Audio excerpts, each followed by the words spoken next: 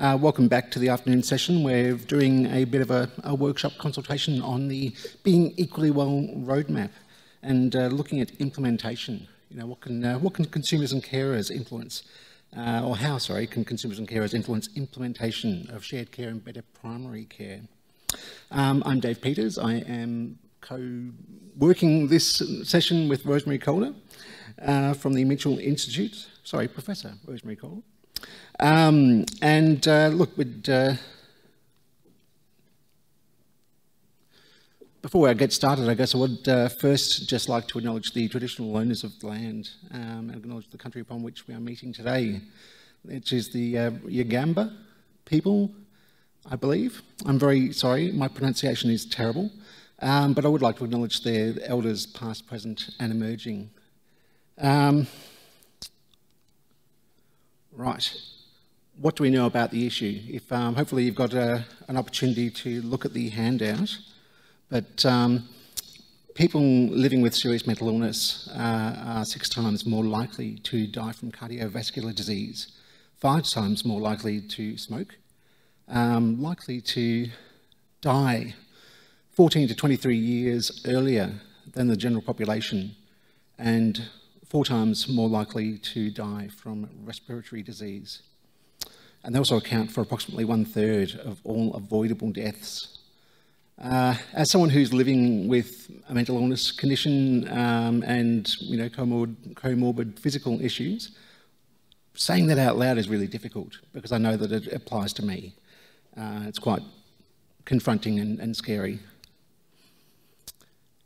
Did you want to talk about the... Just an overview. This is just, I guess, to let you know that the process through which we've done a whole heap of work over the last 18 months, including having a lived experience and sort of consumer carer expert by experience group, which really led and interacted with each of the other sections to build a consensus on, you know, what do we want from healthcare? How do we know when we've got it? The measures of success. Look, really, this is I think initially, when we were doing the series of consultations, we had these meetings with the consumer carer group, and it was difficult to steer on the track of, this is the system that we have. So how do we make it work for us? How can we get the system that, as it is, how can we make it better? How can we make it work so that we achieve this life expectancy parity? And that was a difficult conversation because the temptation is there. We want to fix everything. We want to change the system. We want to tear it down and build it back up again as a functional body. So instead, we reframed that conversation around how do we know when we've got what we need? And that's where these things... I'm sorry, I can't read the slide from here. My eyesight isn't that good, honestly. Improved physical health, management of medication side effects, relationships with health professionals, system navigation, support and equitable access, and finally peer support. So what we wanted to do today is another form of this lived experience at the centre of the conversation. Person-centred care, I believe, is something that really says we've got everyone around you helping you drive on your journey to where you're going, but you're the person in charge, you're the person in control, you're the one driving. So I really I like this diagram as a way of sort of showing that that we're still at the centre of things, as we should be. Rosemary is going to take us through a bit of a discussion, and I'd really encourage anyone that's here in the audience to please participate. We really want to hear from everyone here about what we need to do to, you know, where next. Rosemary. Thank you, Dave. And I fully understand, I think, or empathise with how difficult it must be to read those stats when you're in that group. But it's the way to make a difference. And we have had discussions, as Dave said, about wanting to tear down the system because it's so dysfunctional. and inadequate and every other thing. But that rarely happens, very rarely happens, and when it does, the consequences are often almost as bad as they are good. So we set out in the Being Equally Well group, the partnership between Mitchell Institute and Equally Well Australia, to look at how do you really drive change in the physical health care of people with mental illness. And we brought together the physical health care specialists with the mental health specialists, and that's what has been unique about that piece of work that we're here to talk about. Let me find my piece to keep going. The Being Equally Well roadmap, you've got a summary of some of the recommendations of that work in your handout. And they're mostly the recommendations that relate to the consumer measures of success, which I'll come back to. We've started an implementation process. The roadmap was launched last year by the then and still current Minister for Health, which was an important endorsement of the value of the work. But now we've got to get the investment in the recommendations, because as I said yesterday, a vital report is of no account if it's not actually made to work. So we've already put into the system a funding proposal that was developed by the Equally Well Mitchell Institute Leadership Group, and that's for development of a national clinical shared care guidelines, which is a set of practice guidelines that would be shared between psychiatrists and general practitioners. It seems astonishing to say, but they have their own separate guidelines, which is a commitment to change and a commitment to good practice for this population group, but they don't connect. Doesn't make sense, does it? So we're looking for support to bring those colleges together with other colleges too, and with consumers, to get a set of shared care guidelines that will work for everybody and help psychiatrists, mental health workers, GPs and their primary care teams to do this a whole lot better. We've argued for a pilot project to be established to undertake, to build the database, and Russell talked this morning about the importance of data, as did Malcolm, to develop a national mental health clinical quality registry, which is a way of saying patients who agree to being noted on the register, their journey is mapped, not by their name, but by its nature. And that leads to evaluation of what treatments work, where are the system gaps and weaknesses and failures. We currently don't have a map. We can't learn from your experience to improve the experience of those coming on in the next wave. A registry changes that. It enables clinicians and researchers to learn from current practice and improve. And it can highlight where the system's a catastrophic failure. Without data, you don't know. So we're arguing for that. We're also arguing for the establishment of a national network of quality improvement collaboratives. That's a tongue twister. And that's a way of building a system support for particularly general practice to work with their primary health network and local area mental health services on what works for our community, how do we make it work better. And it creates a quality improvement cycle where as a group they meet regularly and do the conversation about what's working for you, what's not working for you, how is our population travelling, are we improving our statistics, are we changing what we had 5 years ago to what we've got now. So it's how to help the system improve itself.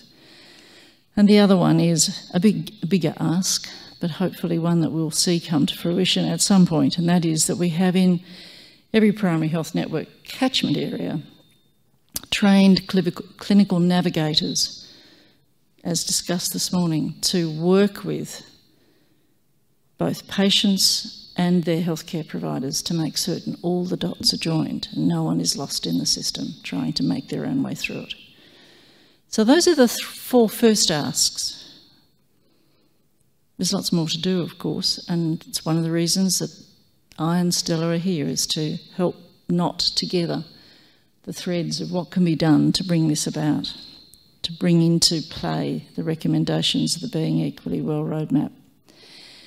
This is in your handout. It's just to show you the recommendations that relate to from the Consumer and Carer Expert Working Group. These are the things they wanted to see brought about, change that needs to happen. Affordable access to GPs, other primary care and peer workers. And you've heard David Castle is working on the peer worker issue, so some traction there. We need to work on what the MBS system does to support the care that's required and to provide affordable access. Ensuring informed consent's a really big one. That needs to go through the shared care guidelines. That's where that should be implemented. We need consumer-informed engagement and support initiatives to reach out to people. That's one we need to talk about today. How do we achieve that with what we've got? The reason for this discussion is it's your turn to start driving implementation. We need, obviously, peer worker integration. We need incentive support for general practice to engage, because general practice isn't supported well enough to do this well. And it's not about paying a doctor very well, it's about ensuring that a practice has the right staff and mix of staff to do this well. We need to establish independent consumer and carer co-designed and centred national service audits. That's something that Michael Birch was very strong about. Unfortunately, he's not in the room. I was looking forward to seeing him. But, yeah, I know he's here. I saw him. But he's gone somewhere else. We need to think about how we achieve that in the longer term. And we need to provide access to peer and professional support for navigation, and you've heard about. So some of these recommendations all overlap and interweave, and that's what we're making sure we keep track of. Now, sorry, I'm just going to go back to the measures of success. Can you read that up there? Okay. So we've run a number of roundtables, we being Equally Well and Mitchell Institute. Subsequent to the launch of the report, we held an implementation roundtable in November with as many people from the group as possible and a lot of other people that we invited, and we had quite a good attendance from mental health agencies, state and territory health departments, blah, blah. And we asked the question, how do we go about taking this report from a nice-looking thing sitting on a screen, no longer on a shelf, to a real live document making a difference? And the agreement was that we would run a series of roundtables through this year where we try and get the experts to be in the room about, okay, how do we make this happen? So you're in the room today to make these measures of success happen. And some of the ways that we've thought about it, but it's up to you to tell us what you think. You're representative of your broader network of people for whom this needs to work. Is this a checklist that individual consumers and carers could be encouraged to have as a resource, to have as a way of discussing what they want with their health professionals and the multiplicity of health professionals they'll encounter as they go? Is it an audit tool for health services under the quality framework, the National Safety and Quality Framework that's safer hospitals? Is it an audit tool that we should be arguing needs to be put into the system and used with a scoring mechanism to test whether health services are doing the right thing by their patients, as they call them, and see them? He's here. This is very good. Hello. I said I was missing you. The measures of success. What is it? How would you want it to work for you or for the people you know and care about? How do we make it a vital tool? When we did them, it struck me that without without any management of this. This was a discussion that Dave led that was quite testy, as I recall it. It brought these issues together. It was consensus driven by the consumer group, consumer and carer group. No one else was in the room except me. It was, this is what we want. This is what makes a difference, would make a difference. And they are just like almost any other structure. It's a matrix. There are 5 domains, as we refer to them in clinical system, as well as in research, as well as in other things. And there are 4 or 3 measures, indicators against each of those domains. It's a really useful scoring tool.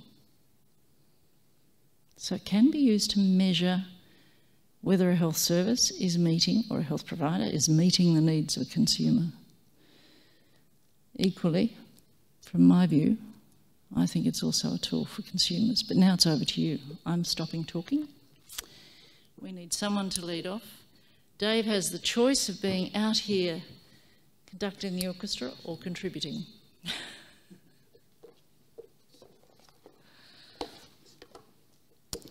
Thank you, Rosemary. Look, I think from just a personal perspective, you know, one of the things that I think could be done quite effectively, you know, one of the strengths of the Health Talk project that's going on is that it uses the power of personal stories, you know, people's experiences to demonstrate, you know, both good and bad elements of the service system and ways in which it can be improved. And I think that one of the strengths of our sort of consumer carer group is that we've all got, you know, a wealth of personal experience, both negative and some really positive, of interactions with the health system and health services. Something really simple, just as I thought when Rosemary was talking just then, that something that, you know, whenever I see someone who's working in a hospital or even local, most health services, they've always got a lanyard around their neck. You know, what if we had individual sort of cards on the back of their lanyard for each different service type or each different professional? So if you've got a nurse working in a health service, they can ask, okay, have I asked this person about their physical health? Have I checked their blood pressure? Have I talked to them about X, Y, and Z? And you could have something similar and sort of customised for different specialities and different elements of the health service. Just as a reminder that, yes, this is your job, and here are some ways that you can enable that conversation. What do other people think? This is the part where we really want to hear from you. Michael is up first. Oh, sorry. Oh, I think we need to have the microphone for anyone who's watching from home. I think we need the microphone. I think Michael was up first. Sorry.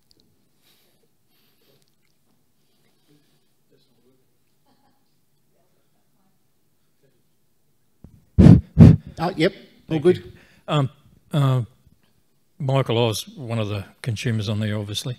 All I want to say is, sorry about being a little bit late, Rosemary, but we were talking this morning, so that'll make up for it. I just want to say that I actually felt a very genuine, it was a very genuine and meaningful process that we were involved in this.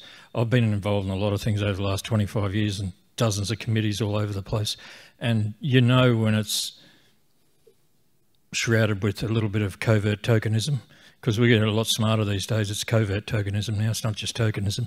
It's making it look like they're really involved in you and listening to what you say, but they're not.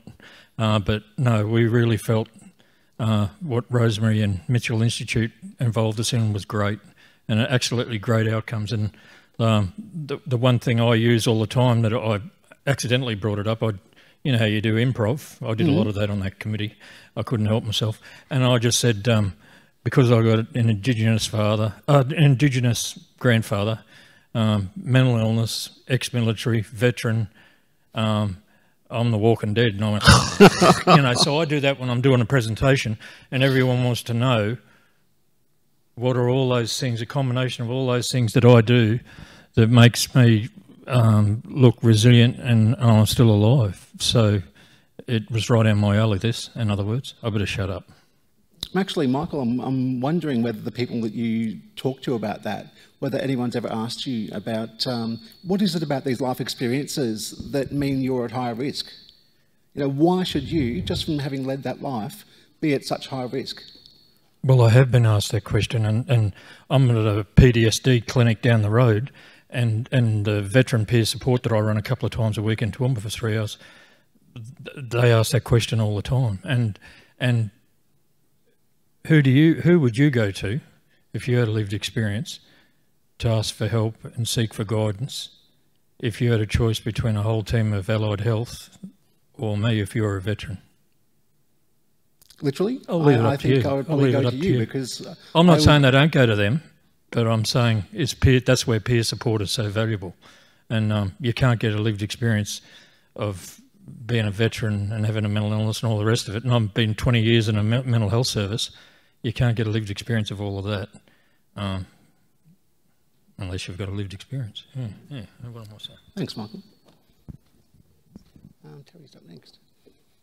Hi, my name is Perry. I'm a lived experience academic. I have a lived experience as a consumer and a carer of generations above and below me. Just in answer to Rosemary's question, I guess, is I think that is a really good model. I can see using that in qualitative research as well as survey research, but also in my academic hat on, but also, yeah, like in terms of, you know, checking in how you're travelling, all the people that you care for are travelling.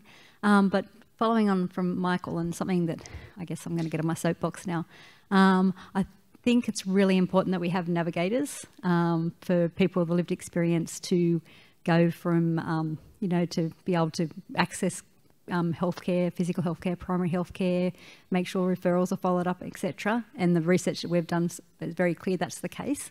But I think in terms of this model and what we know, it shouldn't be nurse navigators. They should be peer worker navigators. So I'm hoping that that's something that we can change over time.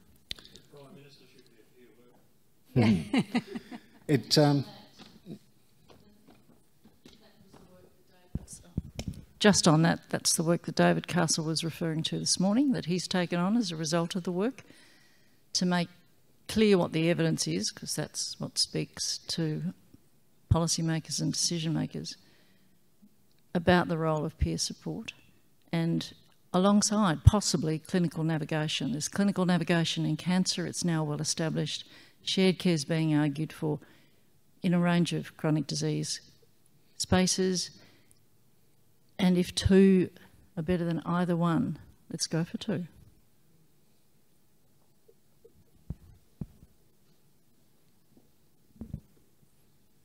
First of all, this is amazing. It's so wonderful to see something that's been entirely produced by consumer and carer representatives. I guess in terms of how this framework could actually be implemented, I wonder about, as you were saying earlier, what the value would be of putting it in consumers' hands alone, because it looks like the kind of thing that consumers need and would really, really value having, but they need to be able to action when the service that they're engaging with isn't meeting these expectations. So I guess, you know, from a more practical perspective, maybe a framework like this, like you were saying, as a national audit or as part of national safety and quality guidelines would be very, very valuable. But also putting it in the PHN commissioning cycle so that these kinds of outcomes are directly linked to funding, governance, and the way that we're actually overseeing the practical delivery of mental health and physical health services.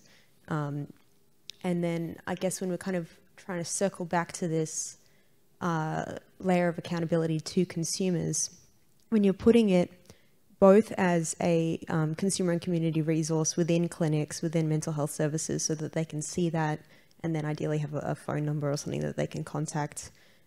You've got that kind of local and community actioning of the framework, and then bringing it back up to the funding level. When you have it involved in commissioning processes, then, you know, more and more PHNs ideally are involving consumer and carer representatives within their own governance. So you've got this accountability from consumer and carers at that level as well. So yeah, I guess really I want to see this everywhere where possible. I guess the question for us to you guys is, what can we do to advocate for it? Just as you were talking then, I was thinking about, apart from like a checklist of some kind that, anyone like me could take to their doctor or take to the person they're seeing to say, look, I've got these things that I'm concerned about. Can we talk about that? Without being sent away with a bug in their ear.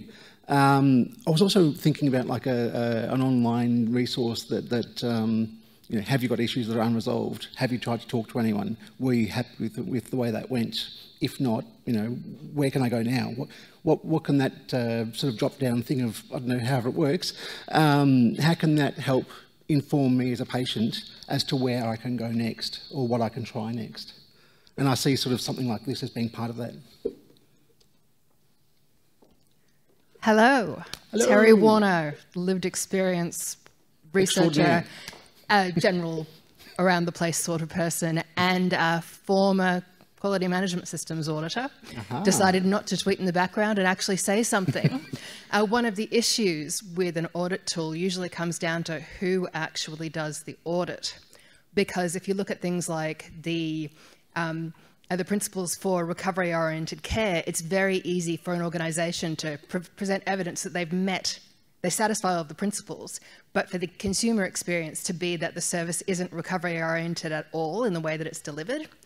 And the way these things tend to happen is this then becomes a set of minimum standards where you will just cross the line and the service will provide the evidence. So they will trot out the consumers who are satisfied and will kind of make the case. And it then becomes, it removes some of the potential teeth that this could really have. So at minimum, you would actually need consumer involvement on the audit. And that is sometimes a hard sell because it needs to be consumers who are going to be critical and who are going to really look at things and say, well, when you say that you're getting swift access to physical health checks and treatment, what does that actually look like? When the service tells us you're all seeing improvements in your quality of life, are you really? I mean, really, really.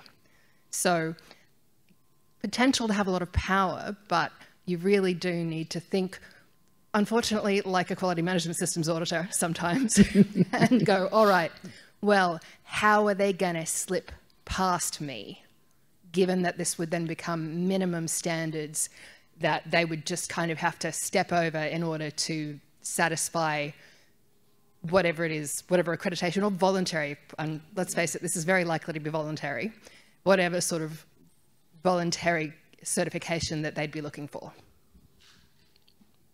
I think Darren is up first and then Michael.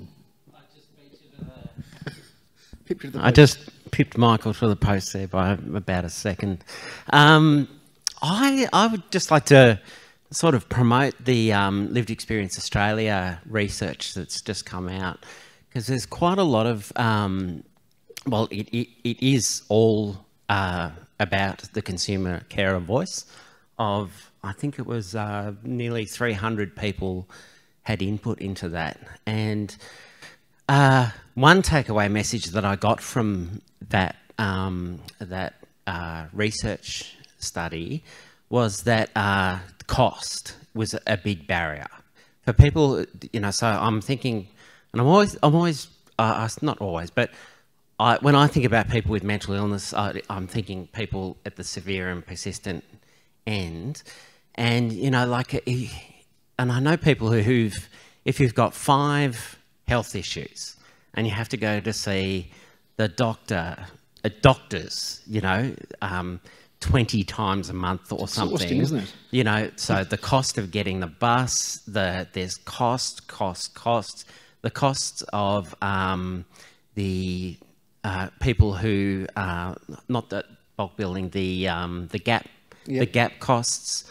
So I think those are the things that are the barriers to success, And that's why, so I'd just like to promote that piece of research really was quite astounding for me to see how often cost came into it.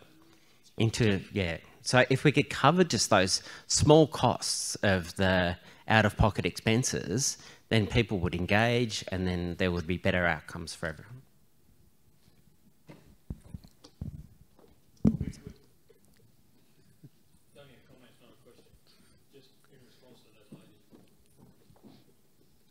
Did say it on the group anyway, but you weren't at the group, so I mean everyone wasn't at the group.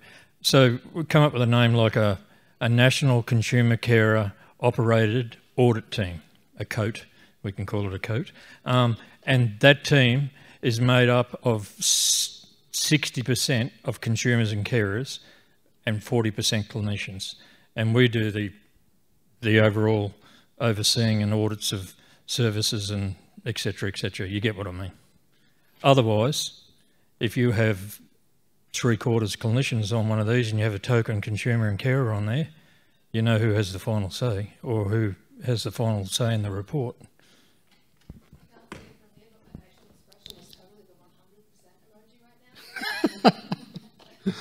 Look, it just goes to show that the truth of any audit is in the eye of the beholder. Debbie.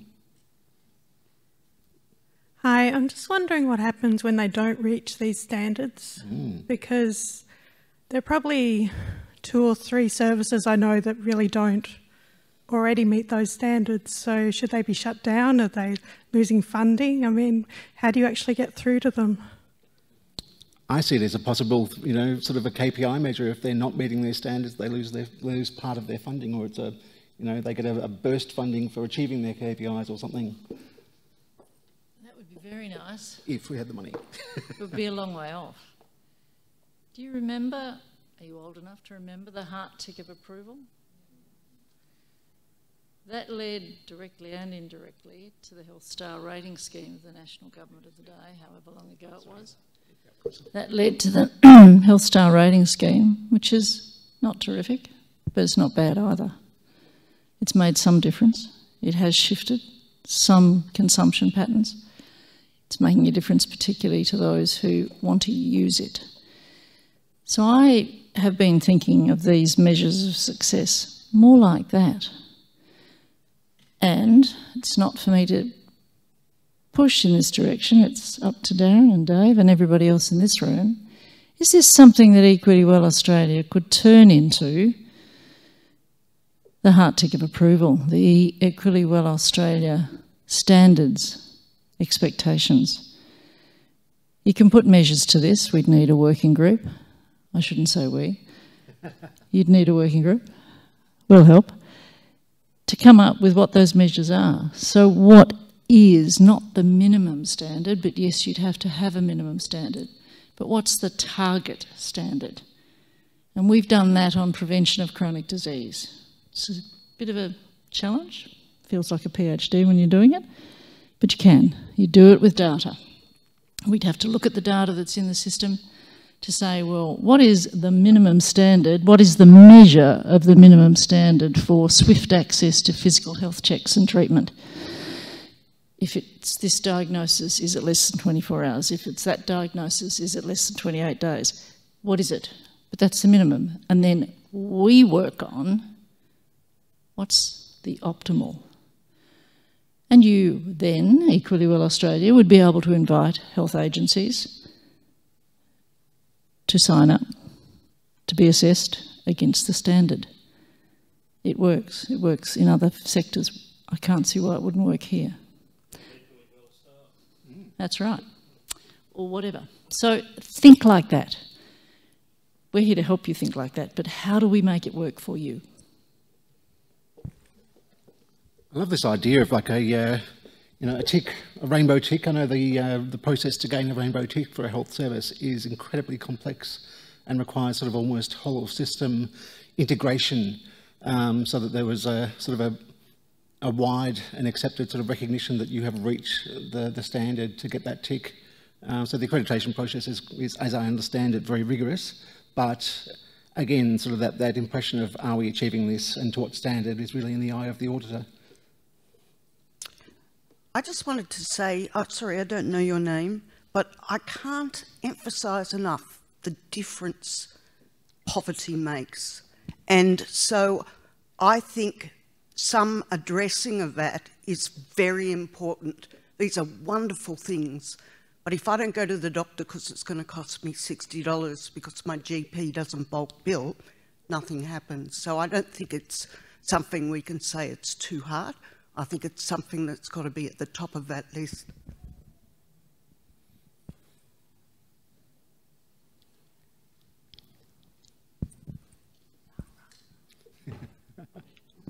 Thank you. Dee Backman-Hoyle. I'm having a bit of a Martin Luther King moment when I'm reading all of that. You know, I have a dream. There's nothing I would argue against with all of that. I absolutely can only dream of a future where that's happening. Incredibly aspirational. I have not seen actual against, sadly, any of the line items quite yet. But I guess what I'm looking at is I'm going through those things and I'm thinking, what's within my ability to influence? What's within my ability to be part of a collaborative approach to influence? So there's some items there that are very individually focused and there's some that are very collective. And so I'm also aware that this is going to be very controversial. I think there is a benefit in having consumer carer and clinician hybrid in this, only because if we're saying health professionals listening to, believing and acting on the physical health concerns of the individual's serious mental illness, they've got to be in the tent. They've got to hear it from the view of where we are too. So I would hate to think that the consumer carer movement turns into anti-clinician purely. Well, be reassured that this was done with clinicians and a clinical set of working groups, or set of clinical working groups, to put it round correctly. And the measures of success actually became what I'd call the maypole for all the work. So they were well accepted by those clinicians in the project teams, and they were both physical health clinicians, primary care specialist, and the mental health people who were also the same. So number one, they were tried on those who were working.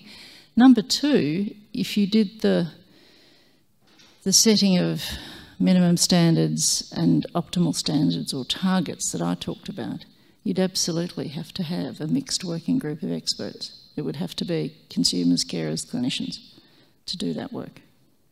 I need to declare I'm not a clinician up front. I guess the key thing for me is looking at where there's influence in the training and the continual professional development, and making sure that there is the same rigour in that for peer workers and those representing in a consumer and carer position as well.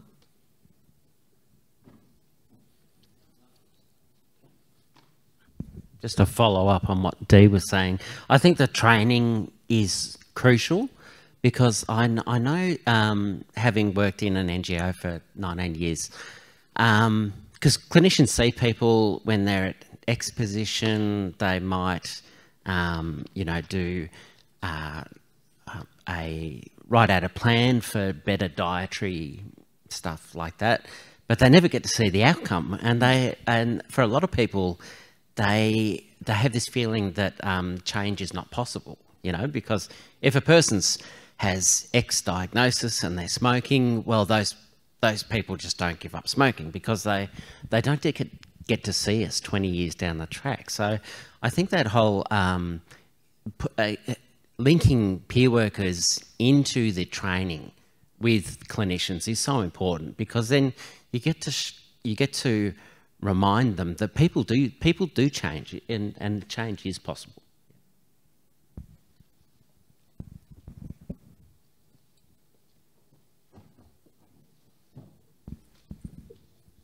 Thank you. My name's Phil Ward. I'm not a carer or consumer. I'm an academic, but I just wanted to share some experience that we had in relation to putting together a thing called the Healthy Active Lives Declaration quite a number of years ago now, which was actually focused on people living with first episode psychosis. And one of the things we did with that was to set 5-year targets as part of the declaration to say, what do we want to happen if we are going to have people adhere to this declaration, which was really saying that just because you get diagnosed with a psychotic disorder, which frequently means you wind up taking antipsychotic medication, that your physical health should not deteriorate as a consequence of that pharmacological treatment and the other lifestyle associated factors that treatment influences.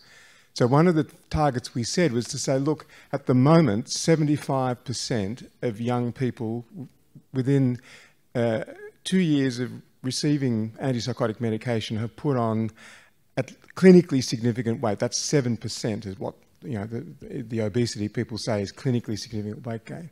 We said in 5 years, we want to see that reversed.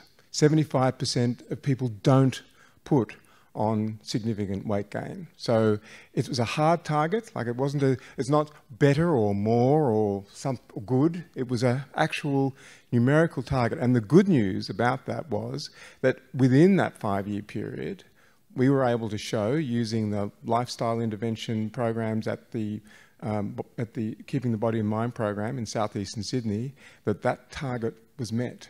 So we turned it around, not just as a research project, but as part of routine care in the service. And we're just in the process of publishing the sort of long-term follow-up data from that shows that initial positive data can be sustained over time when you integrate these kind of interventions into a state-funded mental health service. So I guess what I think maybe this is suggesting to me is that it would be good to think about which of those goals could be made into real sort of hard targets, because I think that gives people the aspiration.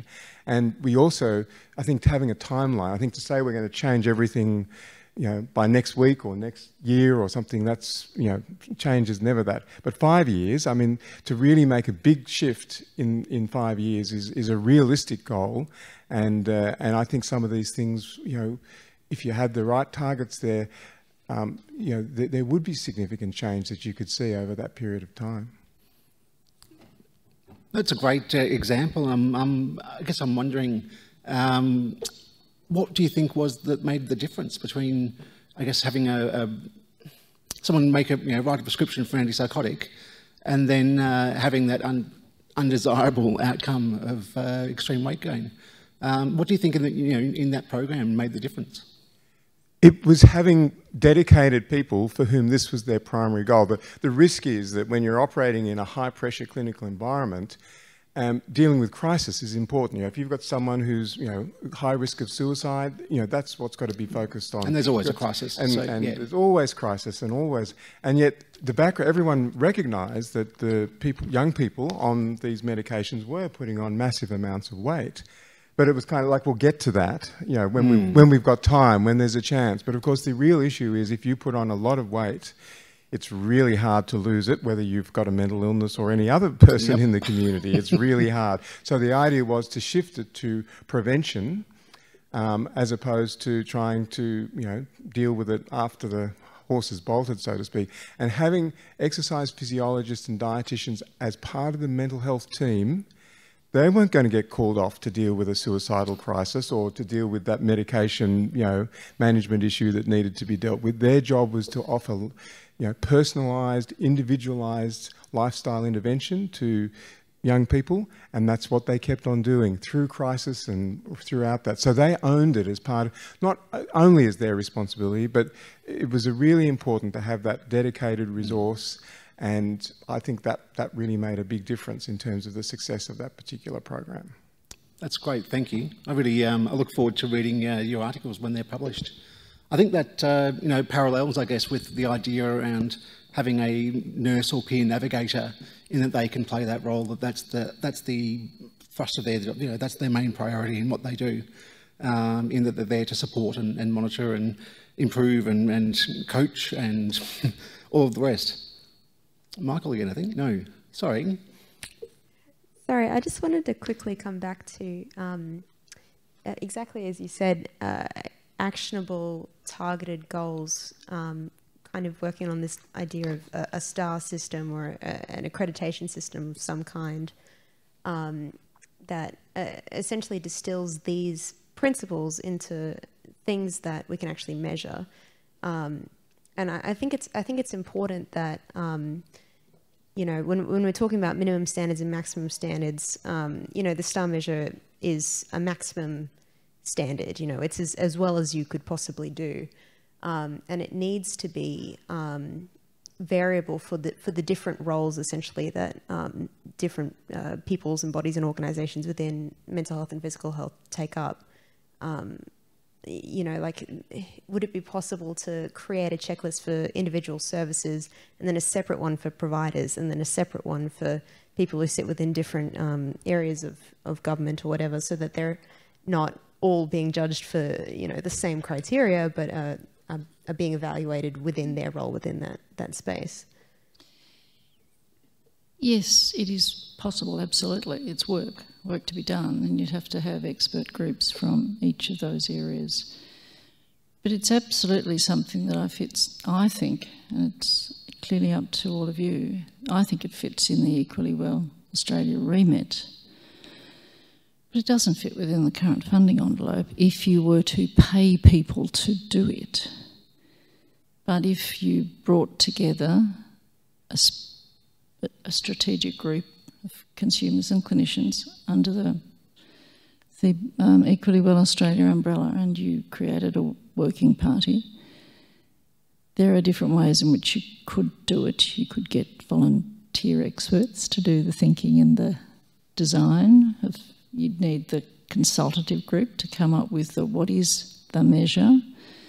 As you just described, if it's a 75% weight gain in 2 years for young people, how do we take that to Headspace with all their money and say, come on guys, you've got to buy into this because it's your business too. But work with them to develop the measures, both of minimum standard and optimal standard.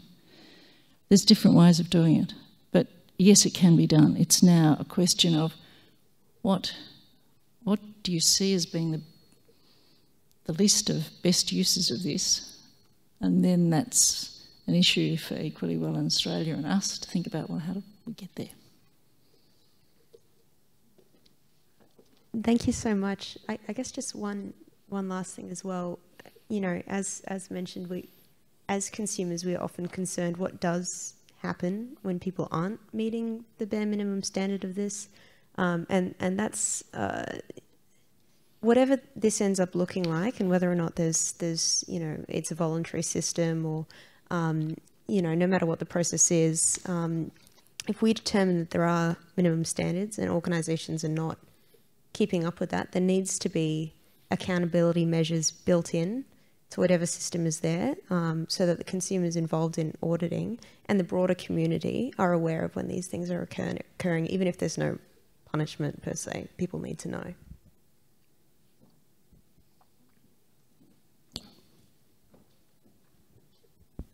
I'll speak fast. And this is quite possible. I've worked 20 years full-time on a mental health service, and we have 30 committees 1 month, 10 the next, 15 the next, up and down like a yo-yo.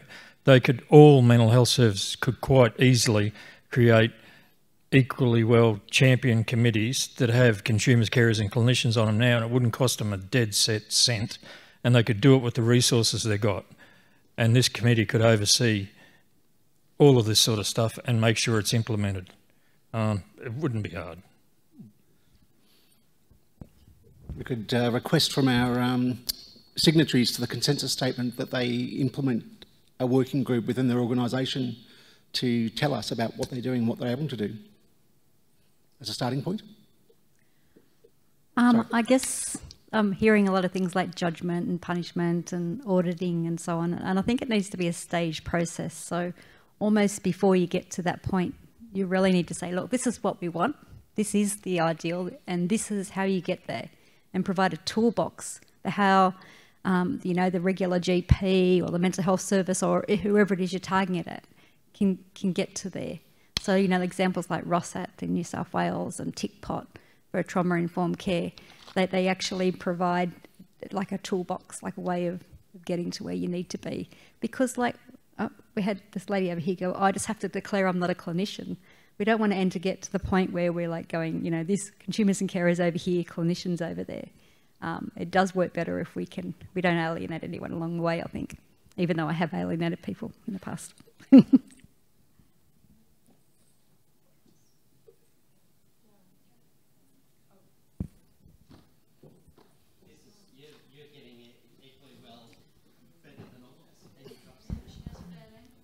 Thank you. Immediately for me, you know, we see this sort of, if I think of the language of stop, start, continue, there's things that people are doing that we want to encourage them to continue doing. So that's definitely about including the voices of consumer carers and understanding perspectives. But there's also the stop.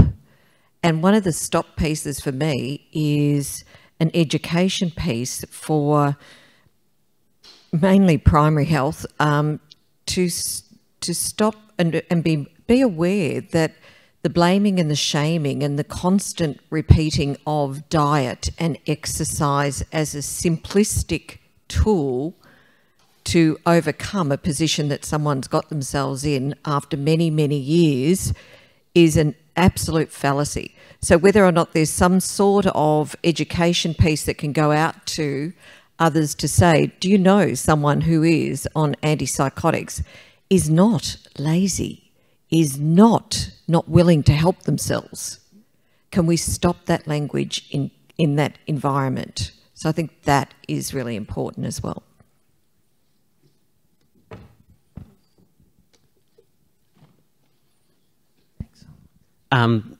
Just quickly, Tasmania has one PHN. We're quite odd in that way. And we have just started up, we're the first PHN to have a dedicated working committee on Equally Well.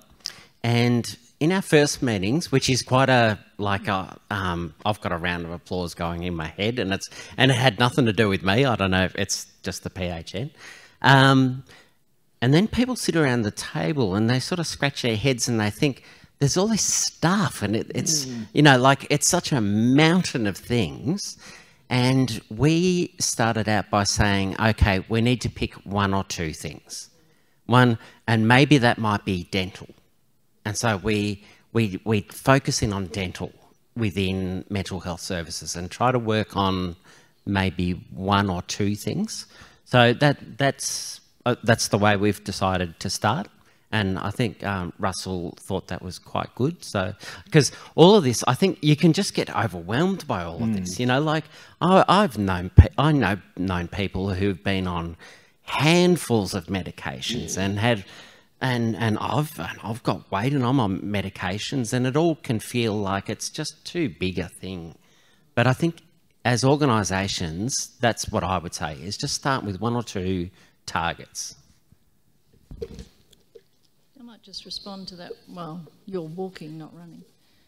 I can try and tell her what to do. You can say a lot of rubbish if you want. No, I'm about to say the opposite because I'm attending the Tasmanian PHN discussions with Russell. And it strikes me that gives you the opportunity to say to that PHN over the next 12 months, you document what you've done, you share it with Equally Well.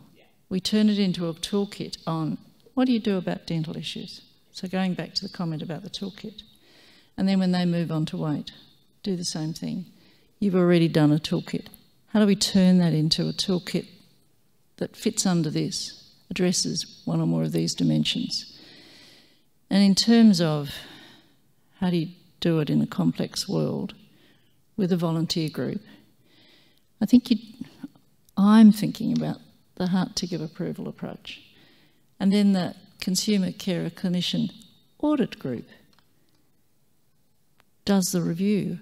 Are you meeting the minimum standards? Having set them first. Are you meeting the minimum standards?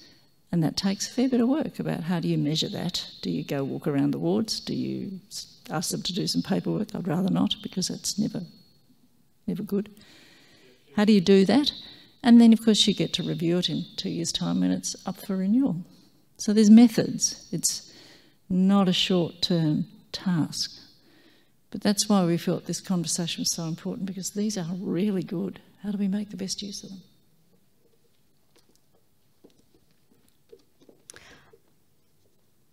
As a mum and as a family peer worker for Origin, speaking with lots of families and friends over 5.5 years, and having a son with a severe mental illness, I think about gaps. I can see feelings of people feeling left behind, and I think about grief and loss and how many years that can take for someone till they get to that point and think, okay, I'm accepting this, I've got something really full on here, I've got schizophrenia, or I've got this, or I've got other things going on.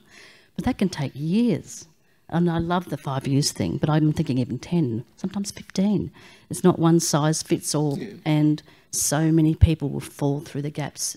Families, friends, and the young person, older person can feel, I don't fit again.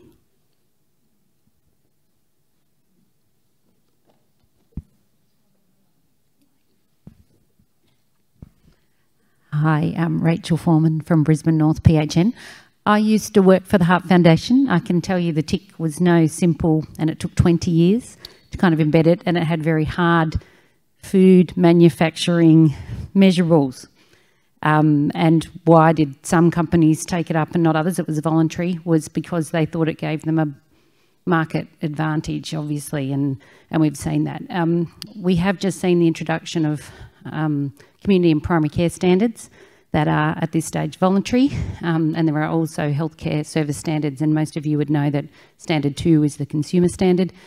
It's often not, I guess we'd say that it's minimally met by many health services along the way. So I guess it's just, how do we embed this within what's existing? Because I guess the comments you made around not within existing funding envelopes, I mean, you think about the health services and how many ticks they're already having to tick off to meet the ability to open their doors. And so we have to just think about how we embed this within what's already there, because that's going to be the one they're going to meet first, the one that means they open their doors and they meet accreditation. And just finally, and I know, being on the committee, people know my views on this, but I would like to see that people don't have to wait to have a mental illness for these things to be embedded. Because it's kind of chicken and egg, which comes first. And David Calhoun will talk about, the Heart Foundation developed guidelines for screening for depression after a heart event, because 40% of people will have some level of depression, and yet, and 15% of those are moderate to severe, and yet never screened for it at all. So, there is a bit of a chicken and egg, and, don't wait till we're at this point necessarily to embed all of these things in the health system, because otherwise you become someone with a mental illness or not, and you get different levels of care. I found both from a system level and from a personal level that preventative care and sort of going to a medical specialist or professional to ask, what can I do to live a healthy life? What can I do to before it becomes a problem? I think that's quite rare in Australia. I don't know whether the cost isn't the entire barrier, but part of our culture maybe that is we don't really talk about the kinds of things that we need to do to live a long, healthy, productive life. Hi, I'm Judith from Melbourne and have a slight phobia of microphones, but just bear with me. Totally agree with what everyone's saying, so I'm not trying to disagree with that. But how do we make sure that it doesn't just become a tick box exercise where achieving the standards is actually more important than bringing about cultural change, where we're mindful of trauma, culture, poverty, all those kind of factors? And I think sometimes what can get lost in focusing just on sort of the outcomes is that it takes time to build trust, and that continuity of care is so important, and I think that often gets lost. I think we also need local solutions for local communities without needing to reinvent the wheel every time. So perhaps having shared resources, guidelines, toolkits, but that can be implemented in a local context can be really useful. I think it's also so important that it's up to the individual to determine their own priorities. I think, you know, I've known people who've been coming off harder drugs who are like, I don't want to tackle the smoking at the moment. That's not my priority. I know it's bad for them, but that's just not where they're at. And I almost wonder if in some kind of way services or systems are actually on that same kind of journey. There's so many aspects to what we're looking at, both as individuals and as services.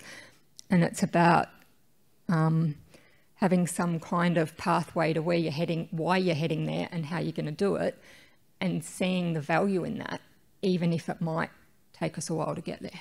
And that's just not even really a question, it's just some random thoughts. There's some fantastic comments. I think about, you know, when I first started learning about the life expectancy gap and discrepancy, actually went to my GP and said, what do I do? There's all this stuff that I wasn't aware of. I actually have put on 40 kilos of this medication and, you know, what can I do now? And I think that this, whatever direction we're going, I think it's not only a system or a clinician issue, it's also what can we do for ourselves? How is it that we can interact with our medical professionals? You know, what do we go in with? Do we talk openly? Our first meeting, hi, you know, this is what I want to talk about. But also, here are the kinds of outcomes that I'd expect from our work together. And I do want it to be work together. I don't want, you know, this one-sided arrangement.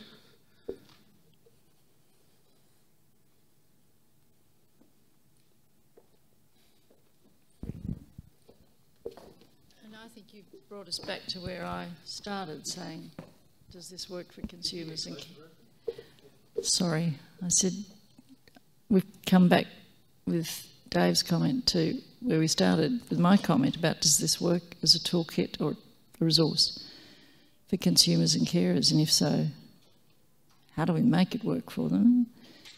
What would it be for you if you were starting your journey now and somebody said, here's a list of things you might want to ask and think about.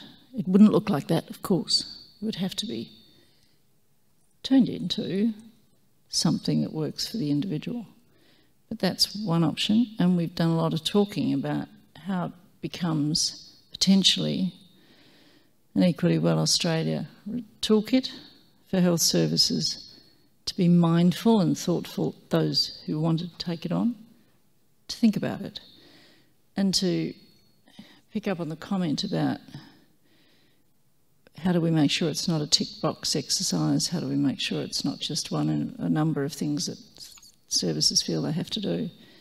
I think you'd obviously have to start with the Equally Well organisations and say, let's do this and please come into this as participant partners to show the health system why it matters and why it's good. And maybe in 5 or 10 years, some health minister might endorse it as the standards that they want to see in the system. The rest of the recommendations of the roadmap argue strongly for a system overview and quality assurance model that goes all the way to health ministers' councils and argues for an annual report on the data. So there's lots of things built around this that argue for infrastructure support. We're only looking at this one aspect of the work that project did.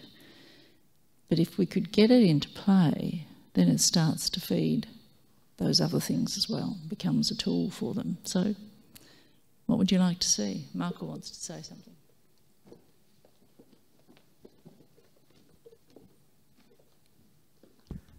It just made me think of something similar I did in Toowoomba years ago, but was for seclusion and restraint. We made up questions to ask your doctor. So you could say, empower consumers and carers by making up developing equally well questions to ask your clinicians and your doctors and your case managers. And they're there, and if you don't like 7 out of 10 of them, don't ask them. But if there's 3 that are relevant for you, tick them. And when you go into your appointment or with your case manager or with your doctor or psychiatrist, you ask them. And you want answers. So put the power back where it should be. I agree with that, but also having access to, for example, peer advocates to help you, because when you go into these situations, not always, but often there's power imbalances, and you might have that list in front of you, but if you don't feel safe or confident enough to actually ask those questions, the list becomes a bit useless. And so, yeah, absolutely, you need the knowledge of what to ask, but then you also need the confidence and the space to be able to do so. I think we often lack that space due to every appointment being very, task-oriented and agenda set by the clinician. Honestly, yeah.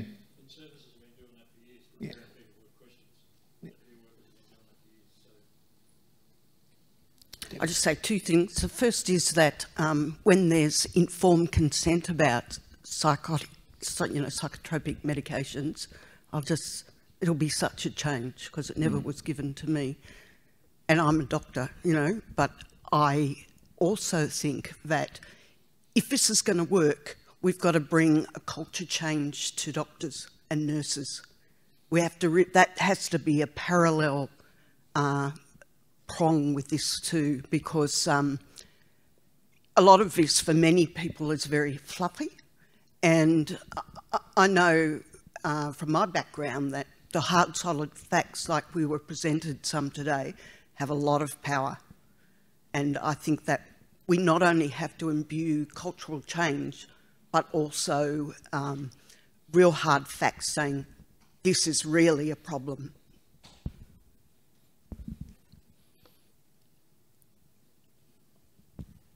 Yeah, just following on from that, there are a lot of question and toolkit resources for consumers out there. It's just, it's maybe available and known about by the people like us in this room, but when you kind of talk to the broader community, they've got no idea that there's like a checklist online that you can tick out before you see your GP. So I think it's really important that service providers and clinicians are partners in the dissemination of a consumer-facing toolkit. So we kind of see a little bit of this with like the Yes survey dissemination, where it's there is an onus on the practice to disseminate that information and provide, support to complete it. So, it could still be a voluntary kind of, well, if you would like to be involved in the broader kind of equally well accreditation or audit or whatever, then you can also volunteer to have these resources within your practice, as well as available online, as well as on the Equally Well website, so that consumers who want to self-empower, I guess, can have access to those resources easily. But yeah, consumers who are disempowered or require extra support feel like the services on their side, I guess, or a peer worker is on their side when they're actually doing this kind of, filling out this kind of resource. And yeah, just again, it needs to be actionable. If if a consumer goes through this whole process and they find that they're not satisfied with what's happening, then they need to be able to contact someone within that practice, and then maybe speak to a person above them if that doesn't happen, or maybe to speak with Equally Well in the worst case scenario with an ombudsman of some kind. And making sure that information is part of whatever resource is developed, I think is really, really important. It's so hard to go into a pre-existing relationship or report, and change the power dynamic. It's almost impossible. And I said that sort of idea I had about the lanyard thing, one of the first items would have been, yes, this is your job. Because it seems like we primarily, sort of, in my understanding, we sort of deal with the presenting issue and forget to deal with perhaps underlying causes or other determinants, because it's a lower priority than the presenting issue. So that reminder that, yes, this is a priority, and yes, this is your job. In politic, but yeah. Dave, and thank you for your comments over there around assumptions around empowered people, because as someone who had a family member going through an involuntary tribunal for ECT against their will only in November last year, we're assuming a lot for some people who have had to learn to play the game in a public mental health system that literally gives them a choice of coercion or worst case scenario. The power imbalance needs to be addressed, and I think that, you know, this is all wonderful, but if you've spent 6 months in a high dependency unit or an acute setting, you sort of lose a lot of the juice of your life amongst all of that.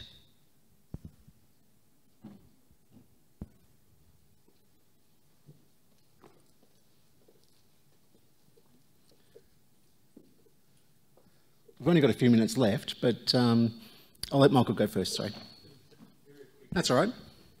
Yeah, I totally agree with what Dee just said after working in there for 20 years. And I think I'll be dead before, I hope that's not for another 20 years, by the way, before that power imbalance is ever fixed. They'll always have the control. Well, you know, I've had to accept that over 20 years.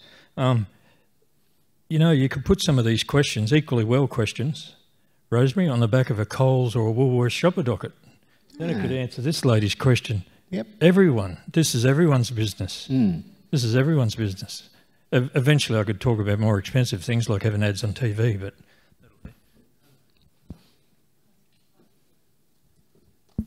I was going to say, perhaps, you know, with the power of the people, you like Uber, you know, rating. You start with some of those. I know that you're always going to get some subjectivity and bias, but, you know, over time you get enough and the... you know, you start to get a powerful enough sample that the health services will start to pay notice about whether or not they're getting a bad review. This has been a really productive and wonderful discussion, and the input of everyone here is really vital to, you know, where do we go from here? And I guess that would be my final sort of question from everyone here is to, now that you're part of this process as contributors to this, but also as people who, you know, live and deal in the health system primarily, what would you want to see next? Where do we go from here with this? An equally well Medicare levy.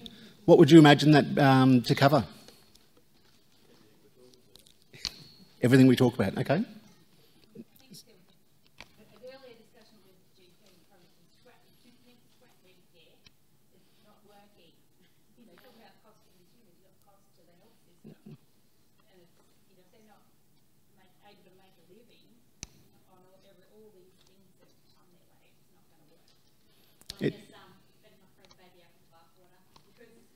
Billing actually does allow people to access primary care. But I think that GP was saying that the way that it's structured at the moment doesn't allow for a relationship building, rather than that, you know, and she was a GP that finds that if she takes that time for relationship building, she actually can't, well, she's lucky she's got a spouse that earns more money than she does. That's what she pretty much said. Sorry, I'm going to say something in terms of what we should do from here. I think maybe, first of all, we need to make these much more concrete and then start to think about how people can work towards these things. And I think there was a few people that talked about maybe having a few different tools or measurement measures for different, you know, for GPs at primary healthcare as opposed to a mental health service, etc. So rather than just aspirations, having something that's make more it really customised. concrete. Yeah, with the auditing sort of. Any final comments or questions or contributions? Had to try and get 3C, sorry, it's my alliteration fixation. And yeah, thank you for excellent facilitation, getting us there on time. My plug would be for Equally, the work that Equally Well Australia did with Lived Experience Australia. Please, people, read the research that we did. It's not clinical research. This was research done, designed, and delivered, written up by consumers and carers. Questions from the consumer carer movement that aligned with Equally Well Australia. And I really would like people to listen to the voice of hundreds of people that contributed to that. Because that type of research that is consumer-driven, consumer carer-driven, is quite rare. And I think that was a significant event for this conference. So, it sounds to me as though that research might give or create a baseline of what is happening now. It could arguably turn into a proxy representative sample and be the baseline that a working group over time could come up with some measures of what improves that. What's the minimum improvement we want to see? What's the optimal improvement we want to see over a 5-year period? And then equally well in lived experience can invite people in. You want to be really doing the right thing by this? You want to deliver on the 5th National Action Plan, the National Preventive Health Strategy, the blah blah, where it's all mentioned as we've got to fix this. Have an invitation out and create the culture that says, if you don't have this star, you're not as good a public health system or a private health system as the one down the road. I've been in this space a very long time. You can never easily get rid of something that people fought so hard for. Medicare has changed people's access to healthcare. It's not keeping up, but it is being tailored by things like shared care, things like better access, which I had the privilege of rolling out, that started primary care access for the less than acutely ill. You can tinker, and over time you build change. That's the best option we've got, because we're not going to be able to rebuild the system. But how do we do this now? From your perspective, what's the next step?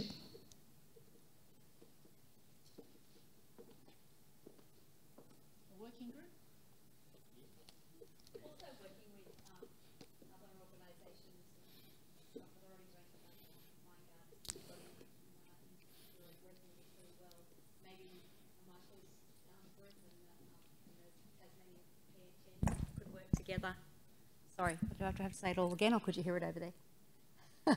I was just saying, like, you know, identify and work with all the other groups that are already working in this space, and definitely a collaboration between these two projects, I think.